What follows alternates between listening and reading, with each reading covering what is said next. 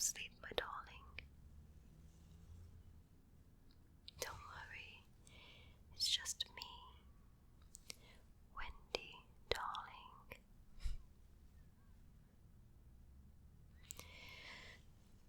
So, what can I do to help you, Peter Pan, fall asleep? A story? Oh, come on, Peter. I am supposed to be mother, and you are supposed to be father, remember? It's a little silly you want to hear a children's story. Okay. Just because you can't sleep tonight,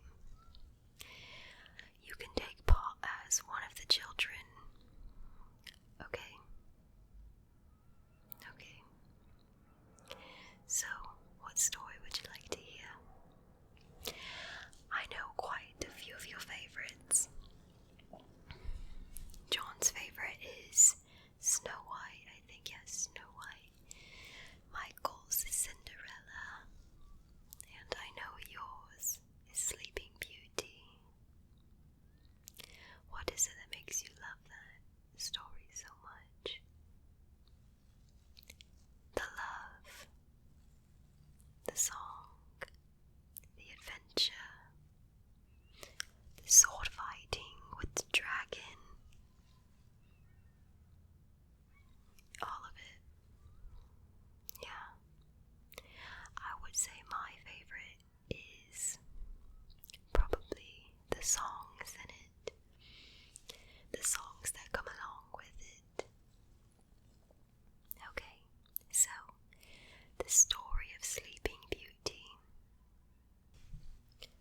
Once upon a time, there was a beautiful kingdom.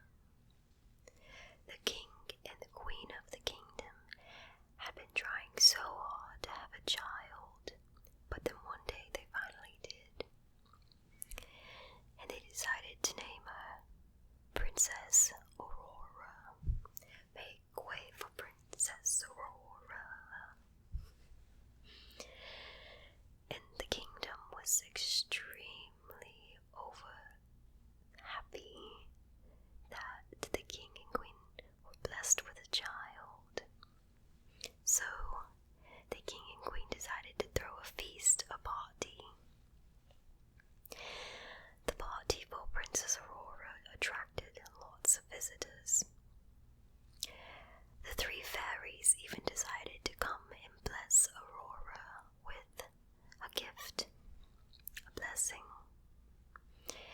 There was Flora, Fauna, and Merryweather. Flora and Fauna, they gave the gift of beauty and song to Princess Aurora. But before Merryweather could even bless Princess Aurora with her gift, the evil witch Maleficent showed up to the party. And she was not happy that she wasn't invited. Should have just invited her. But anyways, so Maleficent showed up and she was very, very angry that she wasn't invited. So instead of giving the child, Princess Aurora, a gift, she cursed her. She decided to curse her for when she turns 16 years old. She'll have to prick her finger on a spindle, on a spinning wheel, and she will die. Yes, I know you've heard this before, Peter. So all the overdramatic wording will be kept at an all-time low. And because you need to go to sleep. Okay, back to the story. So Maleficent, yes, she wanted Princess Aurora to die on her 16th birthday. How terrible. The king and queen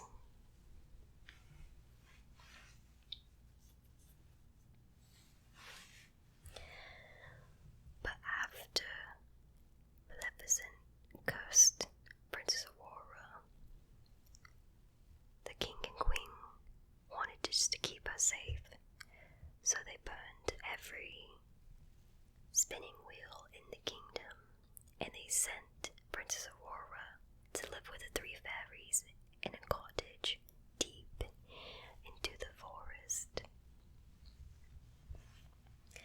So soon by, and 16 years later, it's Princess Aurora's 16th birthday. And the fairies, and Princess Aurora is not Princess Aurora anymore. She is Briar Rose.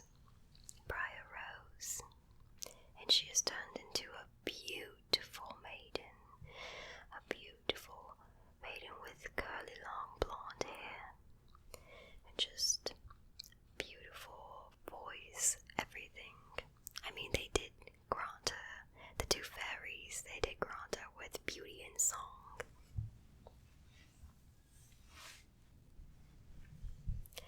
Anyways,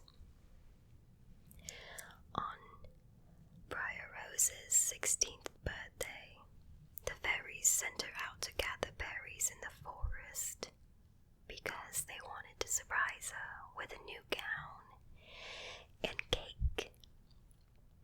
So, as Briar Rose went out into the forest to gather berries, she could not help herself but hum a tune and sing a beautiful song with her voice. And in this song, she seems very lonely. The lyrics are, I wonder why each little bird has a someone to sing to, sweet things to, a gay little bird. That's all I know. And then the forest friends decide they found a hat and a coat, and they decided to kind of dress up as a man. And so, when Briar Rose saw them, playing with it, trying to be a man, she went along and started dancing with them and singing a song. I know you, I walked with you once upon a dream. I know you, the gleam in your eyes is so familiar a gleam. Yet I know it's true that visions are seldom long they seem. But if I know you, I know what you do. You'll love me at once, the way you did once upon a dream. And as she sings this song, it attracts a stranger nearby her. And believe it or not, it actually is Prince Philip. She was betrothed to him at birth. But she doesn't know that. He doesn't know that that's her. Neither of them know each other. They think that they're complete strangers. But anyways, so her voice attracts him, and he follows the tune, the music, the harmony, just the beautifulness. And he finds her, and he starts dancing with her, and he sings to her song with her. And at first she's kind of like, who are you? What are you doing here? You're a stranger. But she becomes very fond of him, and they continue singing and dancing and just spending the afternoon together. But then Princess Aurora, Briar Rose, realizes that she has to get back to the cottage, and he asks her, when can I see you again? And she says, the cottage in the valley. And so he says, okay. So she goes back,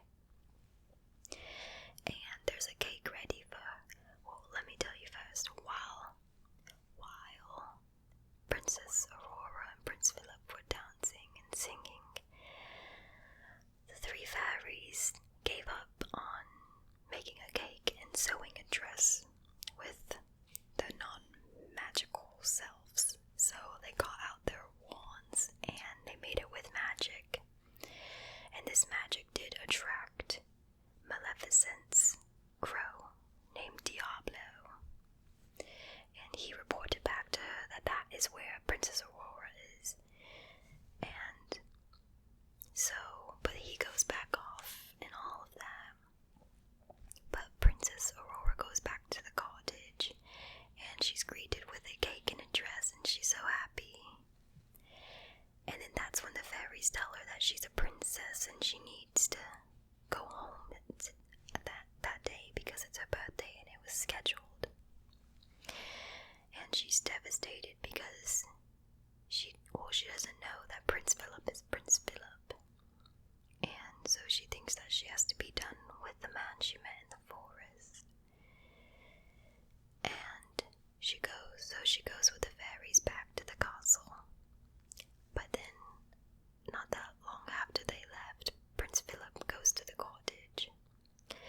And believe it or not, Maleficent's guards, I guess you could say, were waiting for him there. And they captured him and brought him back to the palace, to Maleficent's palace, or her castle, her dungeon. And back at the castle where Princess Aurora is, Maleficent ends up using magic and tricking her into a trance-like state and brings her deep into the castle, and there's a spinning wheel waiting in a room for her, and she pricks her finger, and falls into a deep, deep sleep, like you need to be doing, Peter. And so, she goes into a deep, deep sleep, and the fairies are devastated. They raised her. They did not want this. But they realize that Maleficent has Prince Philip captured in her dungeon. And so the fairies go and try and save him. And they eventually break him out. And they give him the Sword of Truth.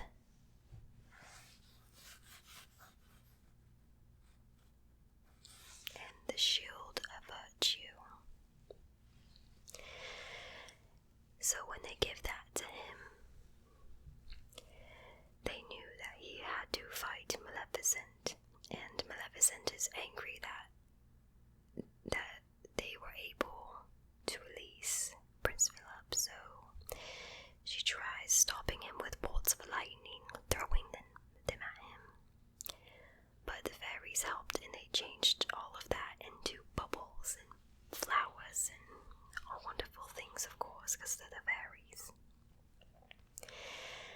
But Prince Philip, he eventually had to fight Maleficent after Maleficent turned into a dragon, a fire-breathing dragon. Isn't that crazy, Peter?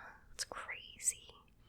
And Prince Philip, he fights and fights and fights, knowing he has to get back to the castle for Sleeping Beauty. For his Sleeping Beauty. And so, he eventually is able to strike through the dragon and kill Maleficent. And when she dies, the thorns she had surround her, they all faded. And Prince Philip was able to get back to the castle. And he did kiss Princess Aurora. And she woke up and she smiled. And they lived happily ever after. The end. Now, was that good enough for you, Peter? Are you sleepy yet? You're not sleepy.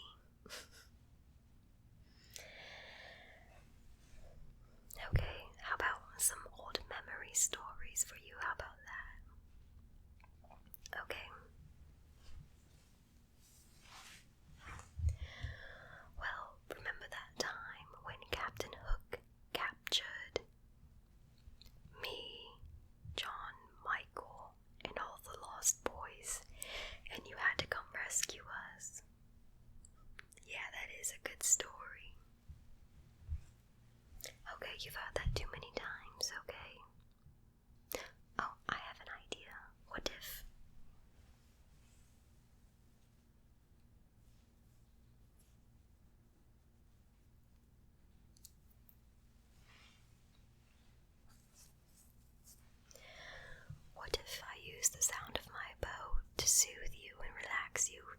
sleep. I can give it a try, okay? Okay.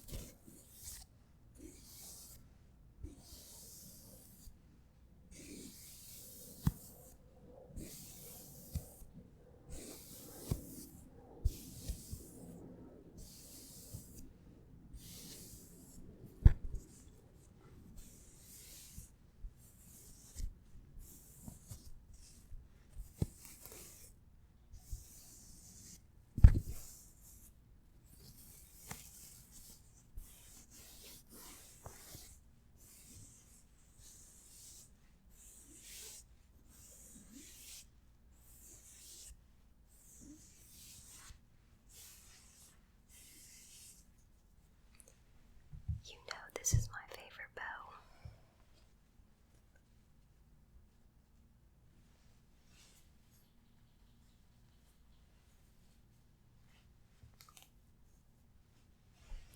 Does that look fine? Yeah. Thank you. Okay. I thought of another story if you want to hear one. Are you sleepy yet? Did the bow help at all? Helped a little, okay. I have another story. Okay. What about that time that you were on a rock? We got stranded on a rock, and you gave me the kite, so I was able to fly away. Doesn't sound familiar to you? Okay, I'll tell you. Okay, I'll zoom through the beginning of how we got to where we were on this rock. Basically, we escaped the pirates and Captain Hook. Okay, so the story, basically, fast forward to how we got on this rock. We escaped the pirates, Captain Hook, Smee, all of them. But in the process of escaping them, you were injured by Captain Hook, and you weren't able to fly or to swim or anything.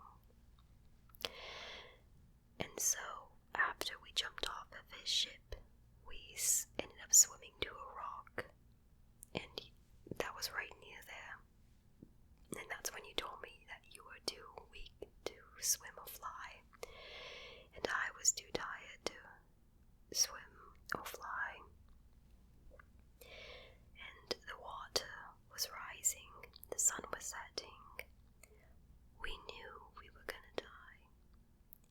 You knew we were gonna die. And off in the distance, you could see a kite.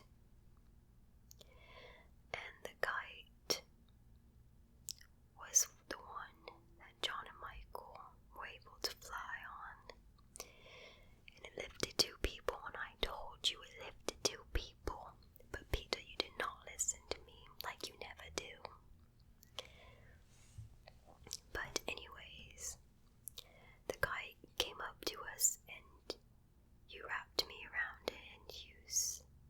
sent it away. You sacrificed yourself to save me. You were always so brave. Well, after I flew away on the kite, you were stranded on the rock. The water was just beginning to hit your feet, and at that point you knew what was going to happen. You were going to drown. A few minutes passed and you see something in the water off in the distance. As it gets closer, you realize it's a nest, and it's the Neverbird. It's the Neverbird's nest. And the Neverbird basically wants you to take the nest and swim to shore, because her eggs are in the nest too. And she sits there, and you could just tell by her chirping that she wants you to. And so you do. You get on the nest, not on the nest, but you hook the nest, and she pushes you off. And you eventually make it to shore. All while you sacrificed everything for me, for us.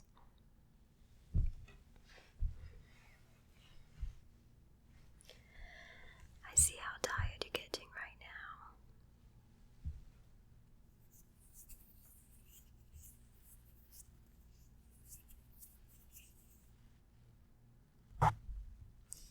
Just go to sleep, Peter.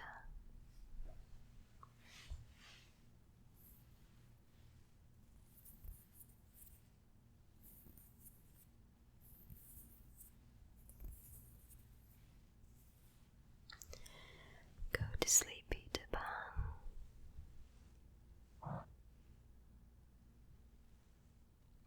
Go to sleep.